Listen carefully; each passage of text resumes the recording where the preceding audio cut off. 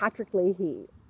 Who were the first Leahys to farm in this area? Were they farmers, in fact, the first Leahys to come? Yes, they certainly were, and they had been farmers in Ireland before. So there were two distinct Leahy families that came to Douro in 1825. They came on the same ship, the Fortitude, and they landed. They had farms adjoining each other on the same road, or what became a road.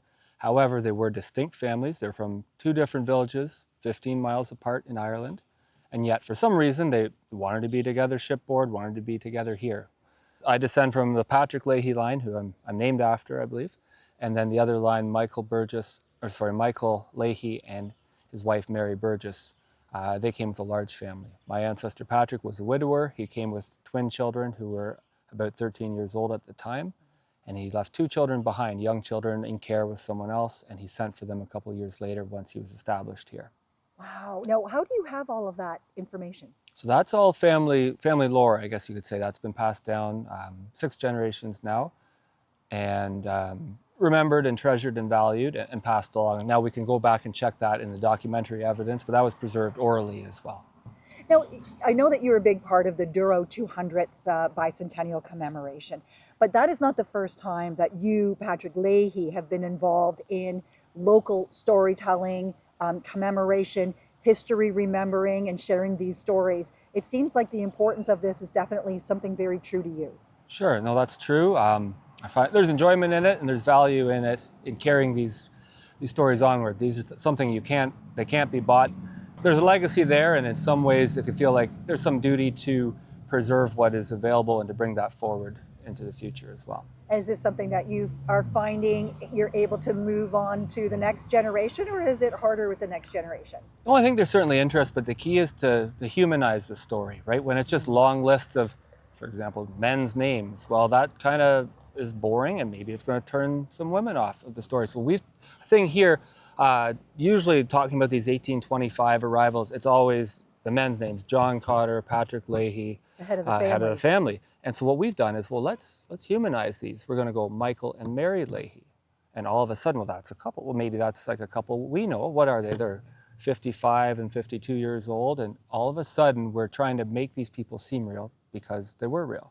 They were real people in a lot of ways similar to us. They'd have quarrels, they'd have joys, they'd have successes and failures. And they were a lot like us. And if we can just bridge that gap from dry and dusty history to saying, hey, there's people like us, it makes it a lot more interesting, and the connection seems closer. What is your trade? What's your profession? Yeah, no, so we raise beef cattle just east of the village of Douro here. We're lucky, very fortunate to be children of the 6th generation on that farm. So are you still on the original Leahy property? 2nd generation property. Okay. The original Leahy property is just a bit west of the village, and it was widower Patrick Leahy who came in 1825. He set up there, sent for his other children from Ireland. One of them got lost and ended up in Ohio.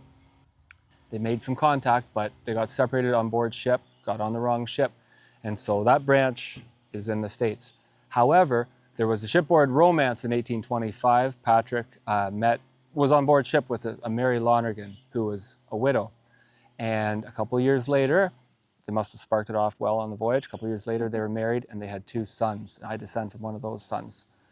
And so that son named James, when his father died in his late 70s. He was in his 20s by that point. And he and his other brother, they bought farms of their own that year. July 4th, 5th, and 6th of 2025, Douro turns bicentennial commemoration. Absolutely. From one end to the other. And I know you have so many events planned. We're going to show the poster. We'll tell people how to find out about the website. You are getting some remarkable feedback from other parts of the world on people who are interested in coming to Douro. Can you tell me some of that? Absolutely. I know, it's remarkable. We knew there'd be a strong following here locally, and that's what we're most excited for. We're here to tell our own story, to dig into our past and look to the future, but this is resonating a lot further than that. And it's catching people who maybe their grandparents grew up here, or their grandparents' parents, and there's something that they heard, some kind of connection that they heard in the past, and they've been able to follow along online now. And so we're hearing from people across the United States, across Canada. There's people from BC and Alberta flying in. There's a guy from San Diego on his way now. He's coming in stages. I think he's checking out Niagara Falls today. People driving up from New York City. We had a phone call from one of them. The lady told me, well, they live about 20 minutes out of Manhattan. I thought, well, that's pretty big city life compared to here in Douro. And she's quite excited. And then she said, we're concerned about something. And I think, oh, what are we doing wrong?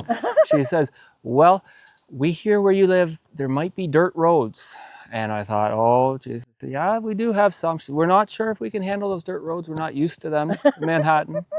Are there any paved roads we can drive on? Are your events on paved roads? I say, yeah, and we could maybe even drive you on some of the dirt roads if you want to see what's there. So we're excited We could tour you on. We could tour you. You didn't know that the dirt road tour could have been a side tour. We should have developed that one further. But we're excited to share what is special here with people from beyond, because when you live in a place, it doesn't seem as special. Maybe it's every day and you know it's something to appreciate and value, but having outside eyes on something can kind of give yourself some perspective too.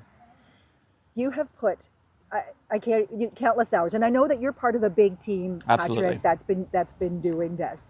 On July 8th or 18th, when things have quieted down, at least for the Douro part of the commemoration, how will you feel about all of this effort, about all of this build-up for this bicentennial? Yeah, no, I think it's something unique. It's a special opportunity that it's almost once in a generation. Lots of effort, but there's value in it, and not just short-term value. I think there's a lot of value in a community doing something together, taking stock of itself, valuing its unique identity, and that can help carry you forward as a community as well. So I think it's certainly worth the effort going in.